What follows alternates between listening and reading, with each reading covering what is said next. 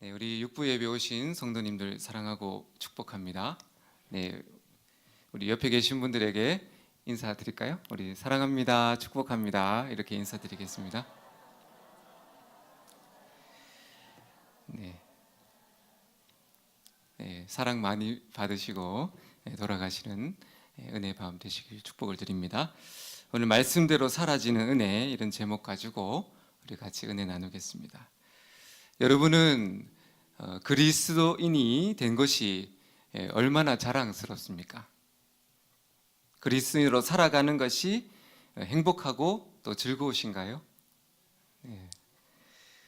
너무 좋아서 여러분이 만나는 사람들에게 나 구원받았어, 나 예수님 만났어, 이렇게 기쁘게 자랑해 보신 적 있으세요? 그 예수님을 만난 그 구원의 기쁨에 설레어서 자꾸 얘기하고 싶은 그때, 처음 예수님을 만났을 때 그렇게 옆 사람에게 구원의 기쁨을 한 번쯤은 전하면서 지금까지 오지 않았을까 생각을 해보게 됩니다. 시간이 지나면서 나는 예수님을 믿는 그리스도인입니다, 이렇게 말하기에는 조금은 부족한 내 모습 때문에 우리가 점점 자신 있게 나는 그리스도인입니다라는 그 고백이 이제 좀 이렇게 자꾸 속으로만 들어가게 된다는 거죠. 행여나 예수를 믿는다고 하면 주위 사람들이 나를 어떻게 생각할까? 혹시 비웃지는 않을까? 너도 예수 믿냐?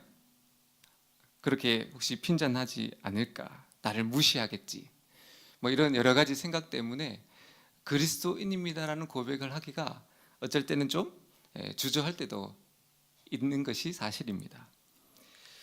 그렇지만은 그리스도인으로 사는 게 얼마나 즐겁고 행복한지 여러분의 가족에게 그리고 친구들에게 아마 다들 전해주고 싶으실 겁니다. 그죠? 구원받은 그리스도인의 그 기쁨을 우리는 전하고 싶은 것이 또 우리 마음속에 있다는 거죠. 그러면 어떻게 하면 우리가 당당하고 또 자신 있고 하나님 말씀대로 살아가는 그런 그리스도인으로서 우리가 오늘 하루를 또 살아갈 수 있을까요? 먼저는요, 우리가 오해하는 부분이 한 가지가 있는데 그것을 우리 그 오해를 바꿔내셔야 됩니다. 그것이 뭐냐면 내가 하나님의 말씀을 지킨다는 생각, 그 생각을 먼저 내려놓으셔야 됩니다. 왜냐하면 내가 말씀을 지키는 것이 아니라 하나님의 말씀이 여러분을 지키도록 만드는 겁니다. 주체가 바뀌면 안 된다는 거죠. 하나님의 말씀이 여러분을 사라지게 만드는 겁니다. 그저 말씀대로 사라지는 겁니다. 그래서 말씀대로 살게 하는 주체는 내가 아니라 하나님의 말씀, 그것을 분명히 우리가 바로 잡아야 된다는 거죠. 내가 부족해서 말씀을 지키지 못한다고 생각하는 것, 내가 못나서 말씀을 지키지 못한다는 것, 그것이 우리가 가지고 있는 오해라는 겁니다. 하나님은 그리스도인들에게 하나님의 말씀대로 살아갈 수 있도록 충분한 능력과 모든 것들을 이미 주셨다고 말씀합니다. 네. 얼마든지 말씀대로 살아갈 수 있는 존재입니다. 그것이 곧 예수님의 십자가의 복음이라는 거죠. 내가 근거가 아니라 예수님의 십자가가 우리의 근거입니다. 서로 사랑해라. 70번씩 7번 용서해라. 항상 기뻐하고 어려울 때도 감사해라. 세속에 물들지 않게 거룩하고 정결하게 살아라. 우리 말씀들이죠. 이런 말씀, 오늘도 읽은 말씀, 화내지 말고 이런 것들을 읽을 때 너무 힘들어. 내게는 이 말씀이 불가능해. 이렇게 생각이 된다는 거죠. 그런 생각이 들 때는요, 진짜 그런 것이 아니라 영적으로 우리가 속고 있는 겁니다. 실제로는 정반대라는 거죠. 한번 보세요. 누군가를 아주 미워하고 늘 싸우고 그리고 두려워하고 허랑방탕하게 살아요. 그렇게 살아가는 그런 삶을 사는 것이 더 어려울까요? 아니면 용서하고 사랑하고 나누고 그리고 감사하고 그리고 이렇게 이 말씀대로 깨끗하게 거룩하게 살아가는 것이 더 여러분 마음속에 어느 것이 더 편합니까? 늘 내 마음에 미움이 가득할 때 그때가 편합니까? 아니라는 겁니다. 누군가를 향한 사랑과 내 마음이 또 감사가 있을 때 우리는 삶의 그 평안함이 있지, 누군가를 미워할 때는 그것을 좋아하는 사람은 아무도 없더라는 겁니다. 본능적으로 우리는 그것을 어려워하는 것이 바로 우리들의 모습이라는 겁니다. 그런데 왜 사람들은 사랑하고 감사하고 정결하고 거룩하게 사는 것이 힘들다고 그렇게 느낄까요? 그 이유는 자아가 살아있기 때문입니다. 살아있는 자아 때문에 말씀을 지키는 것이 어렵다고 느껴진다는 겁니다. 내 자아가 죽지 않았는데 하나님 말씀을 받으면 그게 다 어려운 겁니다. 불가능해 보인다는 거죠. 그리고 너무 힘들다고 느껴지는 겁니다. 하나님의 말씀, 명령이 힘든 것이 아닙니다. 내 자아가 죽지 않아서 그 자아로, 내 살아있는 자아로 하나님 말씀을 지키려고 하니까 그래서 어려운 겁니다. 예수님의 십자가는 우리 모든 죄를 용서하는 그 구속의 은혜가 있죠. 예수님을 믿는 자는 모든 죄를 용서받는 사죄의 은혜가 있습니다. 그러나 그뿐만이 아니라 십자가의 은혜는 버젓이 살아있는 내 자아를 십자가에 못 박아 죽이는 그 은혜도 있다는 사실입니다.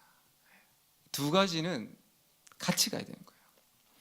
그래서 내 자아가 예수님과 함께 십자가에 못 박아 죽어질 때 비로소 하나님의 말씀대로 사라지는 그런 은혜를 누리게 된다는 거죠. 자아가 살아있을 때는 아무리 노력해도 안 되더라는 겁니다. 십자가에서 내가 죽으면 예수님이 여러분의 주인이 되어 주십니다. 그때부터 이 말씀의 놀라운 축복들이 여러분의 실제 삶의 열매로 맺혀지는 겁니다. 죽지 않은 상황에서 말씀이 들어오면 그 말씀은 어렵고 불편하고 거부되는 말씀이고, 내 자아가 죽어 말씀이 들어오면 그 말씀은 송이꿀처럼 달고 열매 맺게 되고 삶의 풍성함으로 나타난다는 거죠. 그래서 자아가 죽으면요, 하나님의 말씀대로 살아가는 것이 훨씬 쉬워지는 겁니다.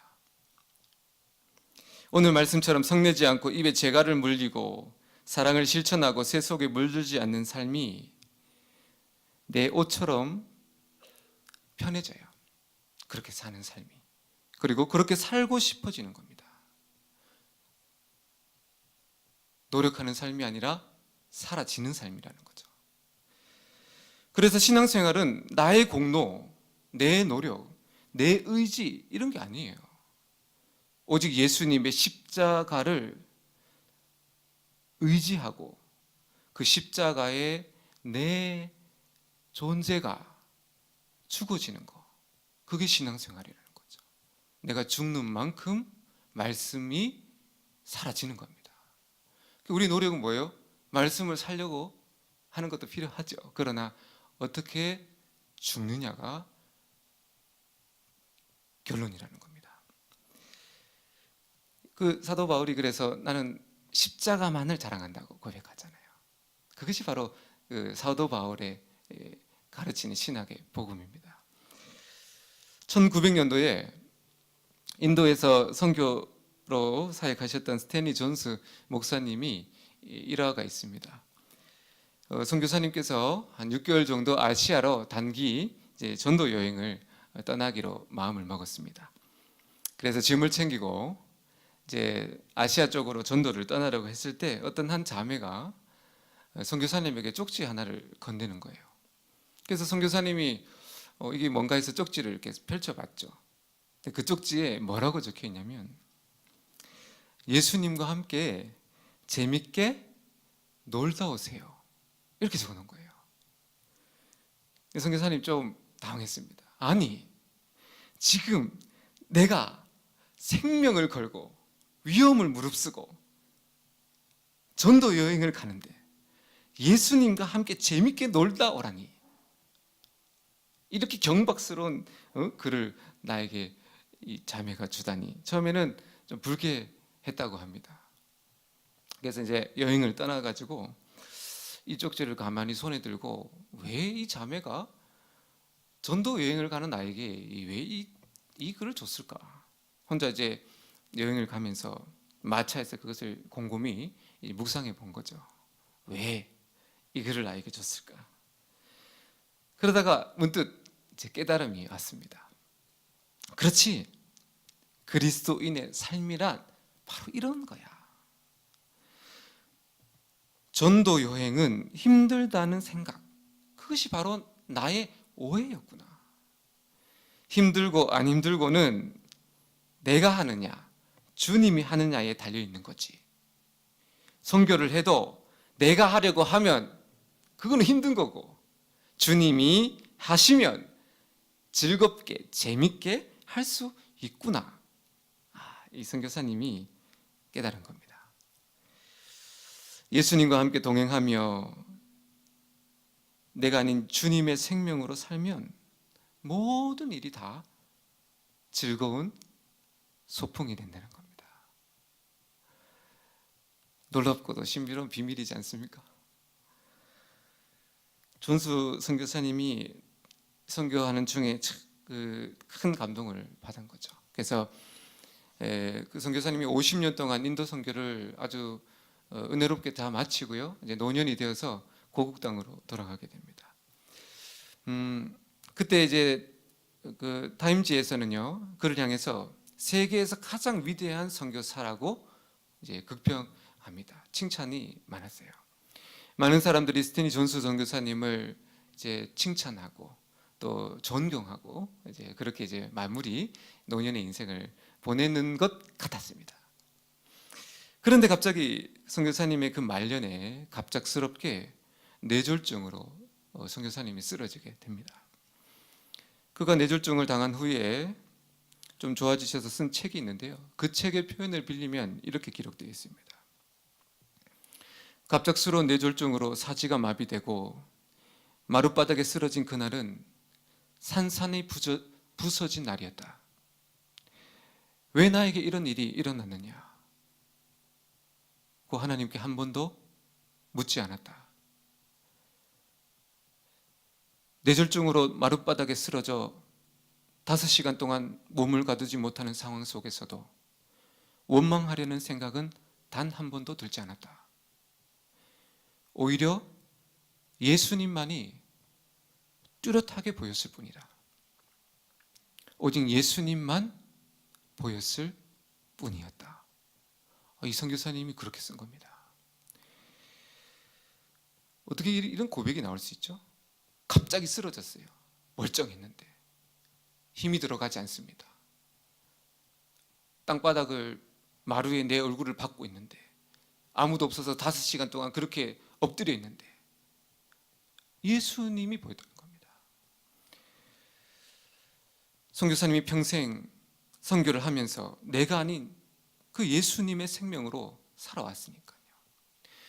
내가 죽어 예수님의 생명으로 살아온 그였기에 그 당황스럽고 그 고통의 순간에도 예수님이 보이더라는 겁니다. 우리도 마찬가지입니다. 내가 아닌 예수님으로 살아갈 때 어려움과 고통의 순간이 찾아올지라도 어떻게 한다고요? 예수님을 볼 수 있는 눈, 그리고 예수님 안에서 평안할 수 있는 은혜, 그것이 바로 우리 십자가 그리스도인의 능력입니다. 저 여러분, 예수님의 생명으로 살아가셔서 좋을 때에도, 조금은 힘들 때에도, 조금은 막힐 때에도 넉넉히 이겨나가시는 저 여러분 되시길 예수님 이름으로 축복을 드립니다. 여러분 주위를 한번 둘러보세요. 이 주위 말고 세상 사람들을 돌아보십시오. 집에서 먹고 자고 놀고 술 마시고 노래하고 휴가 때는 해외여행 가고 그렇게 살아가는 사람들 많죠? 그런데도 보면 힘들어서 못 살겠다고 말하는 사람들이 태반입니다. 세상 사람들이 다 부러워하는 자리에서 모든 것을 가지고 있는 그 사람도 너무 괴롭다고 목숨을 끊는 사람들이 너무 많습니다. 왜 그럴까요? 예수님으로 살지 않고 내 자아로 사니까 삶이 그렇게 힘든 겁니다. 왜 삶이 힘들까요? 내 자아로 살기 때문에 힘든 겁니다. 옆에 있는 분들에게 이렇게 한번 말해볼까요? 이제 다음 주 돌아오는 명절이니까 명절 인사를 하는데 우리 그 선교사님의 쪽지처럼 한번 옆에 보시면서 설 명절을 예수님과 함께 즐겁게 놀다 오세요. 이렇게 한번 고백합니다. 자, 보시고 설 명절을 예수님과 함께 즐겁게 놀다 오세요. 우리나라는 이 명절이나 추석 되면 우리 이 또 주부들은 이 신경 두통이 막 일어나잖아요. 그러니까 즐겁게 놀다 오세요. 예수님과 함께. 축복합니다. 우리는 이 사실을 분명히 붙잡아야 합니다. 내가 아닌 예수님으로 살아야지 행복할 수가 있다는 겁니다. 그렇기 때문에 우리가 할 일은 십자가에 내 자아를 못 박는 겁니다. 다시 말해서 무엇을 해야 하는 삶이 아니라 내려놓는 삶을 사는 겁니다. 모세가 불타는 가시떨기 나무에서 하나님을 만났을 때 하나님께서 모세에게 명령하신 것 단 한 가지, 뭐죠? 너 신발을 벗으라는 겁니다. 다른 의미로 네가 지금까지 네 노력, 네 의지, 네가 원했던 삶, 네가 가고 싶은 대로 갔던 그 신발 벗으라는 겁니다. 네 자아를 멀리 던져버리라는 겁니다. 같은 말이라는 거죠. 그래서 이 모세는 신발을 벗고 어떻게 합니까? 이제 자기 주장이 없었어요. 구름 기둥과 불 기둥이 뜨면 가요. 내려앉으면 멈춰요. 이게 자아가 죽은 훈련이라는 겁니다. 머리 굴리지 마십시오. 왜 고민하십니까? 그냥 다 내려놓으시고 기도하십시오. 그게 자아가 죽는 겁니다. 오늘 말씀해 보니까 혈기에 대한 부분들을 말씀하는데요. 자아가 죽지 않으면 나타나는 가장 대표적인 성질이 혈기라는 겁니다. 화를 낸다는 거죠. 20절에 사람이 성내는 것이 하나님의 의를 이루지 못함이라 그렇게 말씀합니다. 내 자아가 죽었는지 살았는지 확인하는 방법은 아주 간단합니다. 내가 얼마나 화를 내느냐, 화를 참느냐가 바로 관건입니다. 의로운 분노도 있지 않습니까? 예수님도 상을 업지 않으셨나요? 맞습니다. 예수님도 한번 상을 엎으셨어요. 그러나 예수님은 예루살렘을 바라보면서 그 성경에 보니까 창자가 예수님의 그 창자가 끊어질 만큼 아프셨다고 기록되어 있습니다. 그리고 그 아픔으로 우셨다고 말씀합니다. 여러분이 그에게 그 예수님의 눈물이 있다면, 상대를 향해서 그 애통하는 그 사랑이 있다면 상을 엎으십시오. 그러나 그렇지 못하시다면 화내지 마시길 바랍니다. 아무리 화낼 만한 상황이라 할지라도 혈기와 분노는 오늘 말씀처럼 하나님의 의를 이루지 못한다고 말씀합니다. 그리고 하나님의 역사를 싸그리채 무너뜨리게 하는 사단의 도구로 전락하게 된다는 겁니다. 우리 민족은 역사적으로 이 다혈질 민족이죠. 그래서 지금까지도 화목한 적이 한 번도 없습니다. 네. 심지어는 분단 국가로 있습니다. 분단된 남한에서도 지금은 끊임없이 서로를 비난하며 하나 되지 않는 나라가 이 민족입니다. 민족성 자체가 성격이 급하고 화를 잘 내는 민족 같습니다. 그 독립운동사의 그 문건을 보면요, 왜 우리가 하나 되지 못하고 싸우는지에 대해서 역사적으로 이야기합니다. 이승만 박사님이 하와이에서 독립운동을 할 때 같이 먼저 하와이에 있었던 박용만이라는 독립운동가가 있었다고 합니다. 그래서 이 박용만이 이승만 박사를 같이 독립운동을 하자고 초청한 거죠.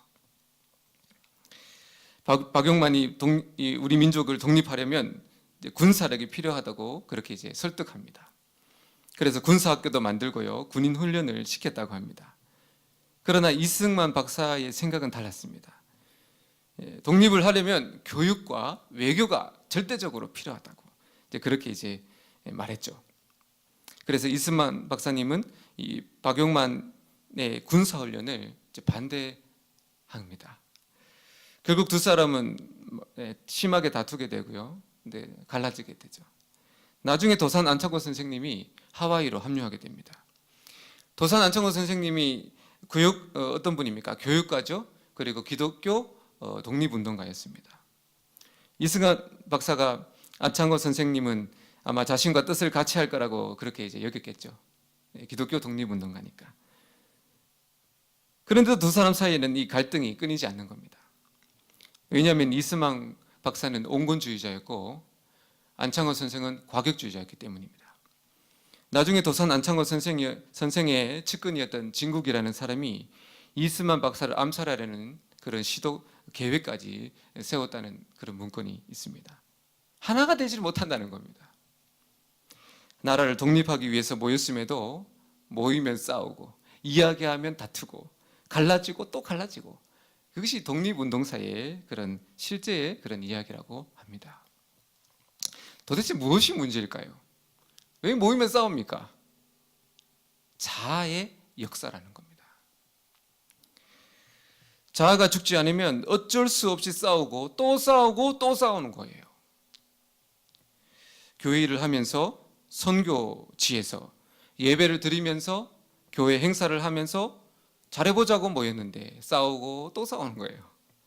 서로 시험에서 들었다고 말하고 서로 상처받았다고 그렇게 말하더라는 겁니다. 자아가 죽지 않은 상태에서 예수님을 믿으려고 하니까 혈기가 일어나고 싸움이 생기는 겁니다. 여러분, 성내는 것은 절대 하나님의 계획을 이루는 일이 아니라는 겁니다. 21절에 보면요, 말씀을 온유함으로 받으라 그렇게 말씀합니다. 자아가 죽은 사람의 특징이죠. 자아가 죽은 사람은 어떻게 되냐면 말씀을 온유함으로 받는다는 겁니다. 하나님의 말씀도 온유하게 받고 옆 사람의 말도 온유하게 받고 나와 생각이 달라도 온유하게 받고 나와 견해가 달라도 그럴 수도 있구나. 이게 온유함입니다. 그래서 설교가 좀 부족하고 그 옆 사람 좀 부족하고 그리고 이 진행이 좀 부족하고 형편이 좀 부족해도 판단하거나 정죄하지 않는다는 겁니다. 왜 그 모양으로 일을 하냐고 말하지 않는다는 거죠. 너는 왜 그렇게 사냐고 얘기하지 않는다는 거죠. 그렇게 얘기하면 뭐라고요? 자아가 강하다는 겁니다.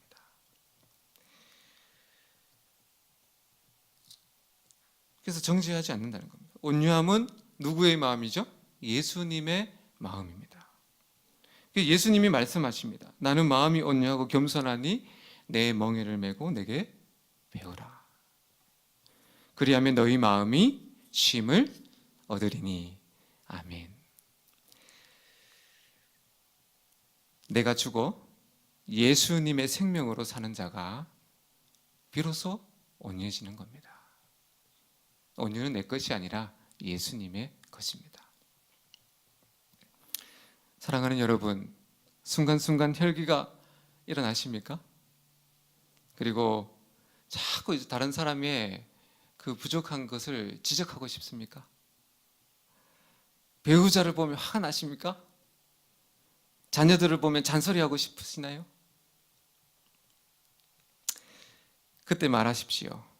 어떻게 하냐면, 여보, 나는 죽었어. 내 안에 예수님이 사셔. 막 이게 화가 나는데 말은 바르게 해야 되는 거예요. 여보, 나는 죽었어. 아들아, 나는 죽었어. 내 안에 주님이 사셔. 어때요? 이게 이제 그렇게 이제 고백을 할 때 혈기는 참는 게 아니라 죽어지는 거잖아요. 그래서 점점 죽어지고 온유함으로 나타나는 거예요. 이를 악물고 혈기를 죽이는 게 아니라 내가 죽어 예수님이 사는 거야. 그러면 온유함이 일어난다는 거예요. 저절로 변화되지는 않습니다. 반드시 십자가 복음, 십자가에 죽어지는 은혜, 오늘도 버젓이 살아나려는 내 자아를 십자가에 못 박는 은혜, 어떻게 합니까? 자꾸 고백하는 거예요. 나는 죽었고 예수님이 내 안에 사셔. 그렇게 할 때 십자가 은혜가 누려지는 겁니다. 22절에서 너희는 말씀을 행하는 자가 되고 듣고 자신을 속이는 자가 되지 말라고 말씀합니다. 말씀을 듣고 실천해 보셔야 합니다. 예수님의 생명으로 사는 은혜, 내가 주고 온유함으로 사는 은혜를 왜 우리가 더디 누리게 될까요? 왜 누리지가 않는 걸고 어렵게 느껴지고 안 된다고 생각할까요? 내가 주고 예수로 산다는 고백이 없어서 그렇습니다. 그게 말씀의 능력인데, 말씀이 주체인데 그 주체를 내 삶으로 당기지 않았기 때문이에요. 내가 말씀의 주체자가 돼서 내가 지키려고 하기 때문에 안 되는 겁니다. 말씀의 선포는 말씀이 내 삶으로 던지는 거예요. 자꾸 선포하고 자꾸 말하고 그 말씀을 내가 말하고 듣고 그 말씀이 나를 지배하게 되는 것이 말씀 자체가 여러분을 이끌게 만드는 능력이라는 겁니다. 사도 바울이 갈라디아서 2장 20절에 이렇게 고백을 합니다. 내가 그리스도와 함께 십자가에 못 박혔나니 그런즉 이제는 내가 사는 것이 아니요 내 안에 그리스도께서 사시는 것이라. 아주 독했거든요, 사도 바울이. 그래도 안 됐어요. 말씀대로 살지 못했다는 겁니다. 죄인 중에 괴수라는 겁니다. 그래서 뭐라고 합니까? 날마다 죽는다는 겁니다. 우리는 바울보다 의지가 좀 약하거든요. 그러니까 더 안 되겠죠? 그래도 우리에게 이 고백이 필요하다는 겁니다. 말씀이 여러분의 인생을 이끌어가게 만드는 겁니다. 믿음으로 고백하는 것, 기도하면서 고백하는 것, 말씀이 여러분의 생각과 마음을 지배하도록 읽고 또 읽고 계속 읽고 그게 말씀이 여러분을 지배하는 방법입니다. 진짜 은혜는요, 말씀을 들을 때 받는 것이 아닙니다. 말씀을 실천할 때 받을 수 있음을 믿으시기를 바랍니다. 말씀을 읽으세요. 아멘. 집에 가서 말씀을 진짜 읽었습니다. 뭐예요? 은혜를 받은 겁니다. 기도하십시오. 아멘. 집으로 돌아갔어요. 그래, 기도해야지 하고 기도 안 했습니다. 뭐죠? 은혜 받은 게 아닙니다. 말씀대로 사라질 때 비로소 은혜를 받은 겁니다. 말씀대로 살기가 힘드시죠? 힘드십니까? 전혀 그렇지 않습니다. 결론이죠. 내가 죽지 않은 상태에서 여러분 말씀을 들으면 그렇게 부담이 되고 그게 잔소리 같게 들립니다. 이렇게 하라, 저렇게 하라. 왜 나에게 이렇게 하라고, 저렇게 하라고 말하냐고 생각이 들죠. 내 마음에 그것을 거부하는 겁니다. 이 시간 저와 여러분의 자아가 예수님과 함께 십자가에 못 박혀지기를 축복을 드립니다.